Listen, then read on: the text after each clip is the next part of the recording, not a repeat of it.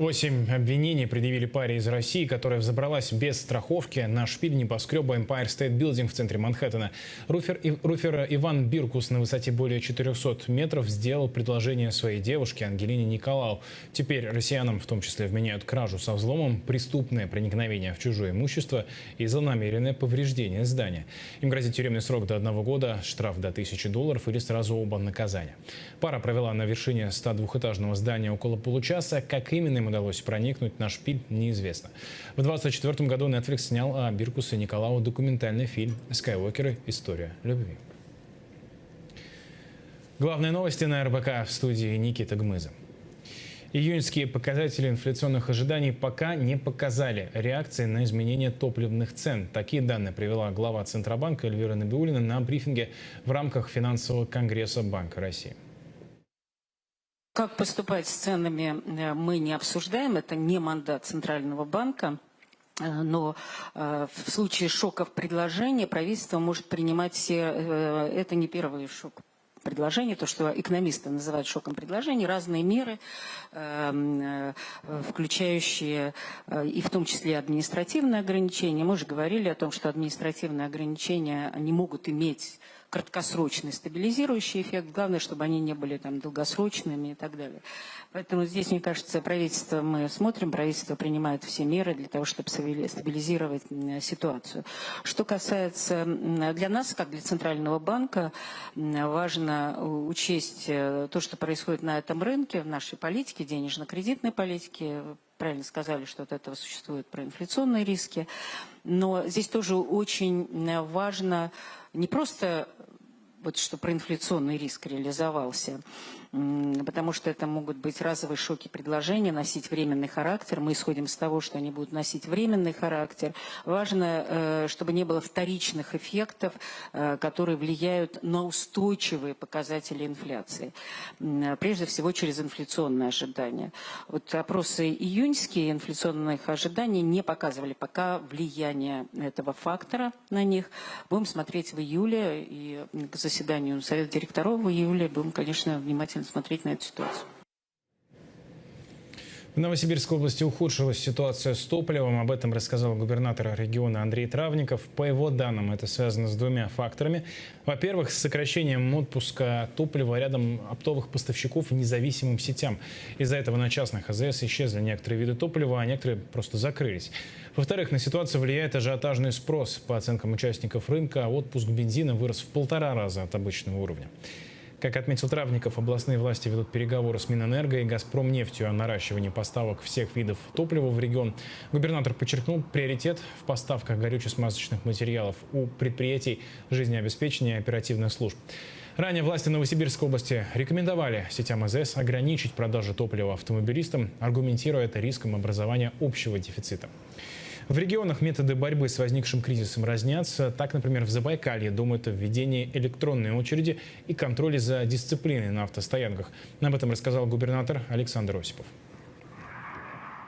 QR-коды, которые мы собираемся ввести, будут иметь будут разовый характер, будут привязаны к человеку, правильно?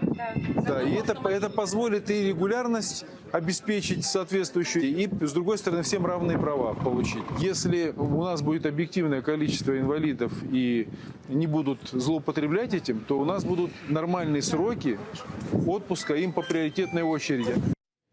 Стоимость топлива в России начала расти с середины мая. По стране стали вводить полные или частичные ограничения на продажу бензина. Часто к таким мерам прибегают сами компании и владельцы сетей АЗС. По данным РБК, ограничения так или иначе уже затронули около 60 регионов страны. Сейчас в России случаются дефициты на отдельных заправках и перебои, однако в целом отечественный рынок обеспечен топливом.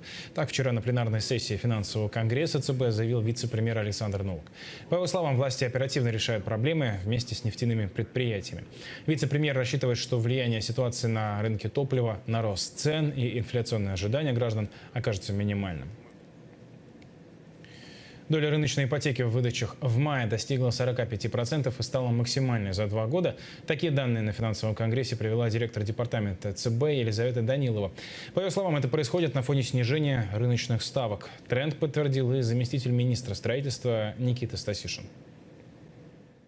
Понятно, что там, наверное, что-то идет на первичку, но мы прекрасно понимаем, что в моменте, с учетом того, что сегодня рыночная ставка по ипотеке в банках составляет порядка 18, наверное, процентов, ну, очень сложно, наверное, на первичном рынке продать жилье по ставке 18%. Что касается цены на квадратный метр. Вы знаете, если посмотреть сопоставление первички и вторички, вторичка начала расти ровно потому, что рыночная ипотека начала быть более доступна, наверное, на вторичном рынке, хотя для меня сложно понять, кому она доступна по ставке 18. В Центробанке считают, что при последующем снижении ключевой ставки доля рыночной ипотеки продолжит расти.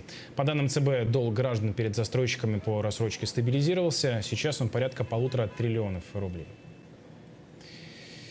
Евросоюз в середине месяца направит в Армению экспертов, чтобы помочь диверсифицировать энергетический импорт страны, заявила глава Еврокомиссии Урсула фон дер Ляйен. Сегодня она прибыла в Ереван на переговоры с армянским премьер-министром Николом Пашиняном.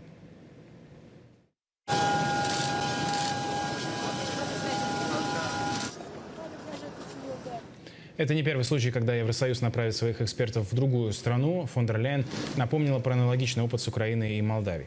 Кроме того, Еврокомиссия приняла новые меры для поддержки Еревана. Напомню, около месяца назад Россия запретила поставлять из Армении цветы, несколько видов овощей, фруктов и ягод. Россельхознадзор объяснял решение тем, что участились случаи нарушений.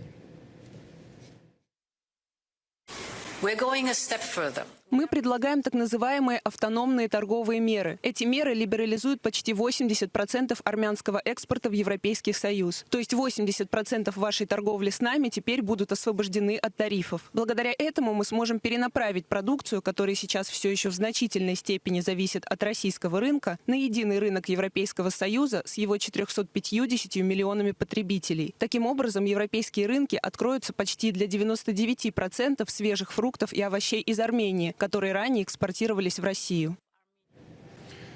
Визит фон дер Ляйен в Ереван – это вторая часть ее двухдневного турне по Южному Кавказу. Накануне политик посетила Баку. По итогам переговоров с президентом страны, в частности, было принято решение объединить энергосистему Азербайджана с ЕС. По мнению председателя Еврокомиссии, Баку может стать хабом чистой электроэнергии в регионе. Также Евросоюз вложит 200 миллионов евро в развитие транспортной взаимосвязанности на Южном Кавказе.